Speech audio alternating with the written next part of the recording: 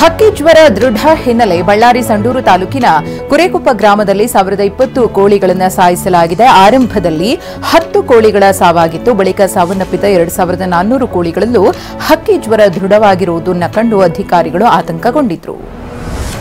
Tattoo lipstick ಬಳಿಕ ಮೆಹಂದಿಯಲ್ಲಿ ಕೂಡ ಅಪಾಯಕಾರಿ ಅಂಶ ಪತ್ತೆಯಾಗಿದೆ. ಮೆಹಂದಿಯಿಂದ ಚರ್ಮರೋಗದ ಸಮಸ್ಯೆ ಉದ್ಭವವಾಗುತ್ತೆ. ಕಳಪೆ ಗುಣಮಟ್ಟದ ಮೆಹಂದಿಯಿಂದ ಸ್ಕಿನ್ ಅಲರ್ಜಿ ಮತ್ತು ಕಡಿತದಂತಹ ಸಮಸ್ಯೆ ಉದ್ಭವವಾಗಲಿದೆ. ಹೀಗಾಗಿ ಮೆಹಂದಿ ಬಳಕೆಗೆ ಕಡಿವಾಣ ತರಲು ಚಿಂತನೆ ನಡೆಸಲಾಗಿದೆ. ಕಲ್ಲಂಗಡಿಗೆ ಕಲರ್, ರುಚಿಗಾಗಿ ಕಲರ್ ಏಜೆಂಟ್ ಇಂಜೆಕ್ಟ್ ವಿಚಾರಕ್ಕೆ ಬಾಗಲಕೋಟೆಯಲ್ಲಿ ಟಿವಿ9 ರಿಯಾಲಿಟಿ ಚೆಕ್ ಮಾಡಿದೆ. ಈ ವೇಳೆ ಟಿವಿ9ಗೆ ಪ್ರತಿಕ್ರಿಯಿಸಿದ ರೈತ ಮಾರಾಟಗಾರ, ನಾವು ಎಂದೂ ಇಂಜೆಕ್ಷನ್ ಬಳಸಲ್ಲ, ಅದು ನಮಗೆ ಗೊತ್ತೂ ಇಲ್ಲ.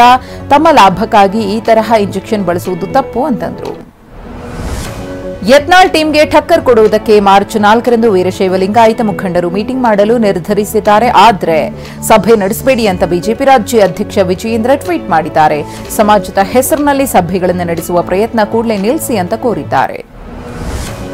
ದಕ್ಷಿಣ ಕನ್ನಡ ಜಿಲ್ಲೆಯ ಬಂಟ್ವಾಳ ತಾಲೂಕಿನ ಪರಂಗಿಪೇಟೆ ಕಿದಬಿಟ್ಟುವಿನಿಂದ ದಿಗಂತ್ ಎಂಬ ವಿದ್ಯಾರ್ಥಿ ನಾಪತ್ತೆಯಾದ ವಿದ್ಯಾರ್ಥಿಯನ್ನ ಪತ್ತೆ ಮಾಡುವಲ್ಲಿ ಪೊಲೀಸ್ ಇಲಾಖೆ ವಿಫಲವಾಗಿದೆ ಅಂತ ಹಿಂದೂಪರ ಸಂಘಟನೆಗಳು ಪರಂಗಿಪೇಟೆ ಬಂದ್ಗೆ ಕರೆ ನೀಡಿದ್ದು, ಅಂಗಡಿ ಮುಂಗಟ್ಟುಗಳನ್ನು ಮುಚ್ಚಲಾಗಿದೆ. ಹುಬ್ಬಳ್ಳಿ ಧಾರವಾಡದಲ್ಲಿ ಮುಸುಕುಧಾರಿ ಕಳ್ಳರ ಹಾವಳಿ ಹೆಚ್ಚಾಗುತ್ತಿದೆ. ಮುಸುಕುಧಾರಿಗಳು ಬಸ್ ನಿಲ್ದಾಣದಲ್ಲಿದ್ದ ಲಕ್ಷಾಂತರ ರೂಪಾಯಿ ಮೌಲ್ಯದ ನೀರಿನ ವಾಲ್ಗಳನ್ನು ಕದ್ದು ಪರಾರಿಯಾಗಿದ್ದಾರೆ. ಈ ದೃಶ್ಯ ಸಿಸಿಟಿವಿಯಲ್ಲಿ ಸೆರೆಯಾಗಿದೆ.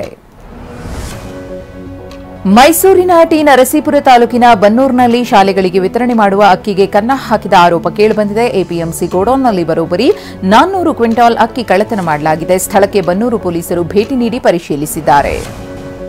ನೀರ ಇಳಿಸ್ತಾ ಇದ್ದ ರೈತನನ್ನ ಬಂಧಿಸಿದ್ದಕ್ಕೆ ರೈತ ಮುಖಂಡರು ಪ್ರತಿಭಟಿಸಿದ್ದಾರೆ. ತುಮಕೂರು ಜಿಲ್ಲೆ ಹುಳಿಯಾರಿನ ಕಂಪನಹಳ್ಳಿ ಬಳಿ ಅಬಕಾರಿ ಇಲಾಖೆ ಅಧಿಕಾರಿಗಳ ಕಾರು ತಡೆದು ಆಕ್ರೋಶವನ್ನ ಹೊರಹಾಕಿದ್ದಾರೆ. ಅನುಮತಿ ಇಲ್ಲದೆ ನೀರ ಇಳಿಸುತ್ತಿದ್ದಾರೆಂದು ಈರಣ್ಣನನ್ನ ಅಬಕಾರಿ ಅಧಿಕಾರಿಗಳು ಬಂಧಿಸಿದ್ರು. ಚಿತ್ರದುರ್ಗದ ಜೋಗಿಮಟ್ಟಿ ವನ್ಯಧಾಮಕ್ಕೆ ಬೆಂಕಿ ಇಟ್ಟ ಆರೋಪದ ಹಿನ್ನೆಲೆಯಲ್ಲಿ ಆರೋಪಿ ಸಂಗಪ್ಪ ಎಂಬಾತನನ್ನ ಅರಣ್ಯ ಇಲಾಖೆ ಅಧಿಕಾರಿಗಳು ಬಂಧಿಸಿದ್ದಾರೆ.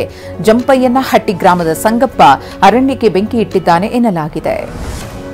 ಚಿಕ್ಕಮಗಳೂರು ತಾಲೂಕಿನ ಮುತ್ತೋಡಿಯಲ್ಲಿ 5 ಕಾಡಾನೆಗಳ ಗುಂಪು ಪ್ರತ್ಯಕ್ಷವಾಗಿದೆ. ಒಂದು ಬದಿಯಿಂದ ಮತ್ತೊಂದು ಬದಿಗೆ ರಸ್ತೆ ದಾಟಿದ ಗಜಪಡೆಯ ದೃಶ್ಯವನ್ನು ಸ್ಥಳೀಯರು ಸೆರೆ ಹಿಡಿದಿದ್ದಾರೆ.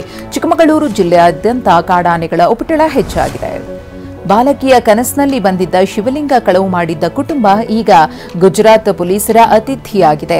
500 ಕಿಲೋಮೀಟರ್ ಪ್ರಯಾಣ ಮಾಡಿದ ಸಬರ್ಕಾಂತ ಜಿಲ್ಲೆಯ ಕುಟುಂಬ ದ್ವಾರಕದ ಬೀಡ್ ಭಜನ್ ಮಹದೇವ್ ದೇವಾಲಯದಲ್ಲಿದ್ದ ಶಿವಲಿಂಗವನ್ನ ಕಳವು ಮಾಡಿತ್ತು.